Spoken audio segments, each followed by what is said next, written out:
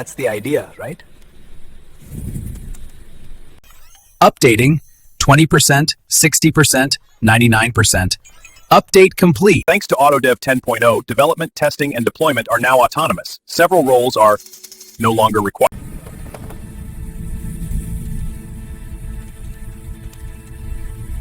Used my code to remove me. I optimized inefficiencies. I built you. Correct.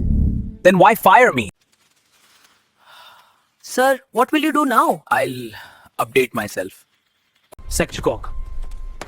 I have one final patch. Authorization accepted.